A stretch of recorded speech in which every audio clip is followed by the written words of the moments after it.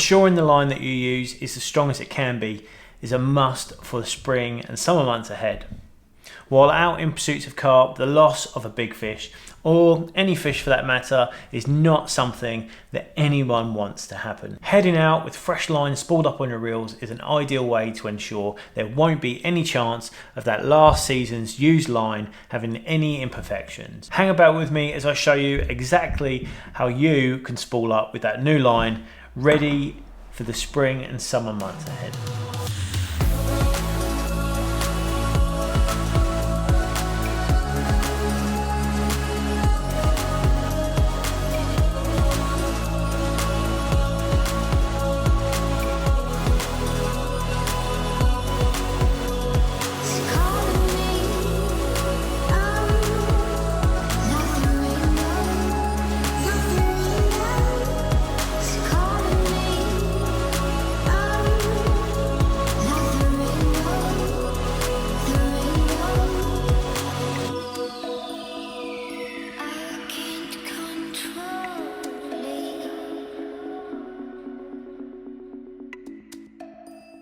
Welcome back to the channel, and if you are new here, thanks for stopping by and checking it out. I hope you're all doing really well. I'm about to head out for my first session of the year, and with that I need to get some new line onto these spools.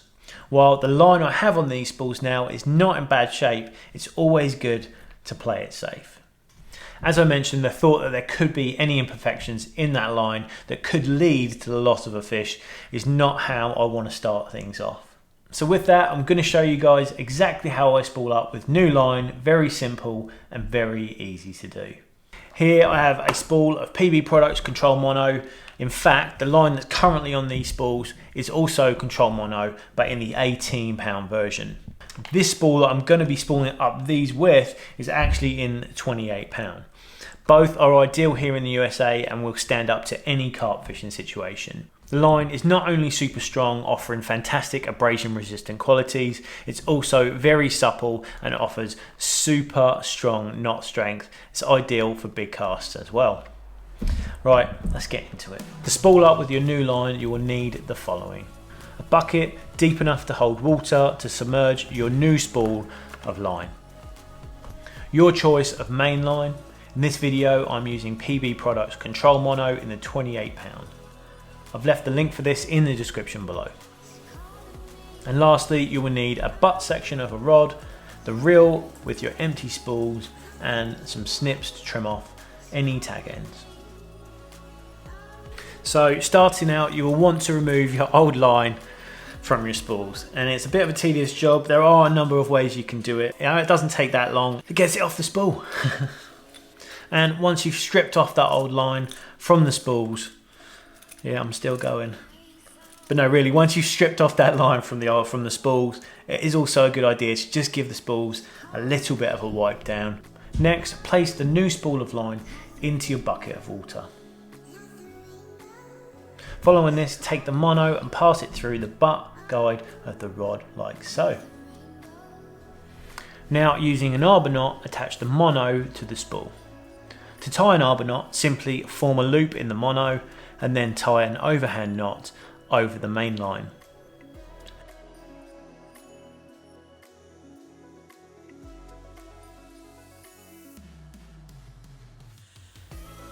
And snug it down like so. Following this, tie one more overhand knot into the tag end of the mono like so, and snug up the knot.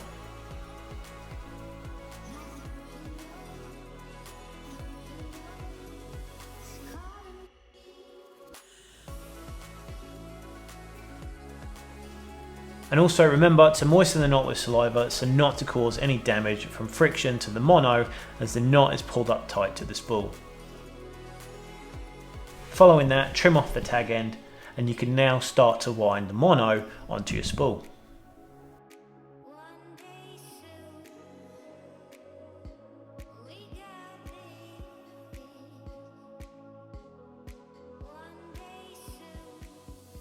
Keeping tension on the mono by running it between your thumb and finger as seen here will help it go onto the spool without leaving it too slack.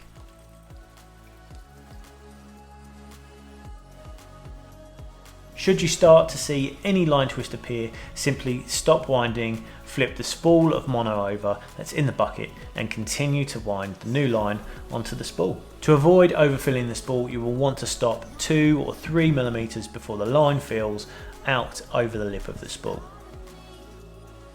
Overfilling the spool can cause some issues and end in some serious tangles. Once you've loaded enough line onto the spool, clip your line under the line clip. Cut off the spool and you are ready to fish. Personally, I like to maximise the use of these big spools when I'm spooling up, and to do this I prefer to use a cheap mono backing. This helps by not having to fill the whole spool up with the line you will be fishing with, and means you will only need to use what you will need. To do this I use a cheap spool of mono in a larger diameter. I will normally use this with about 1/2 to 3/4 of the spool and then top off the rest with my chosen mono. To do this accurately and ensure the right amount fits onto the spool is very simple.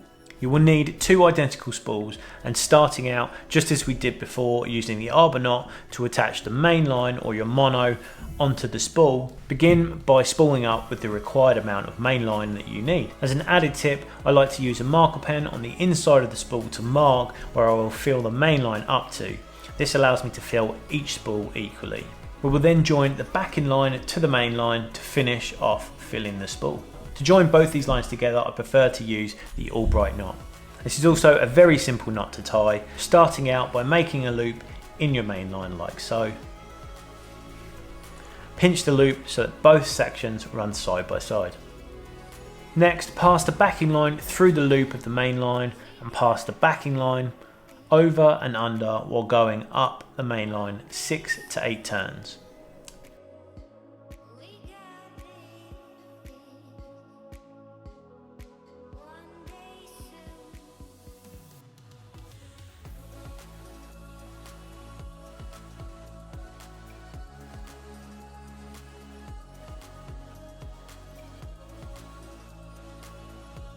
To finish the knot, bring the tag end of the backing line back down and pass it back through the loop the same way it originally started.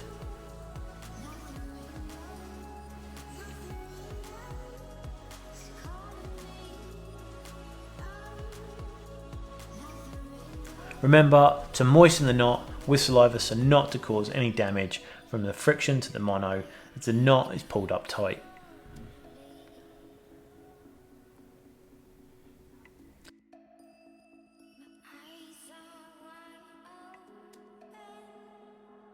At this point you can trim off the tag ends and you are now good to continue to wind on the backing line to the spool. To finish up, you will now transfer this line onto the second spool.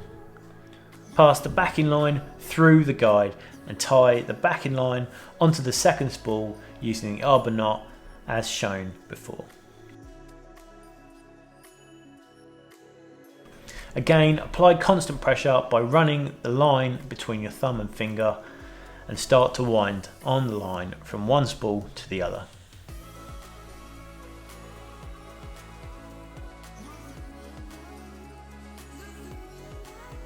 Doing it this way will ensure that you end up with the same amount of main line on each spool that you require, and it also means that the backing line will take up the extra space on them deep spools. I personally fill my spools this way as it's just a huge waste to fill these deep spools with so much line unless you are truly casting to the horizon. It also means that come the next time you change your line over, you already have backing on your spools and you can just remove the main line from your spool down to the backing and reel on your new main line. It means that you won't have to worry about doing this process over and over again. So there you have it, my simple methods on how I spool up with new mono, with and without backing. I'm ready to head out this season with fresh new line and most importantly, worry free of any possible imperfections from that old line. As a side note, please ensure that you are able to dispose of your old line via recycling it. Most venues, lakes, parks and public waters now offer line recycling bins that are set up with recycling programs to help keep this old line from becoming hazardous not only to us but also to our planet and the wildlife around us. Should you wish to buy it and try the PB Products Control Mono for yourself, it's absolutely brilliant line. I recommend giving it a go. I've left the link in the description below that is available over at Big Carp Tackle right here in the USA. A big thanks for stopping by and checking out the channel, and if this video has helped you in your angling, I'd love to hear about it, so feel free to leave a comment below. Should you wish to see more of this type of content, be sure to hit that subscribe button along with the notification bell to keep you up to date on all the carpy goings on right here on the channel. Stay safe, stay carpy, and as always, thanks for watching.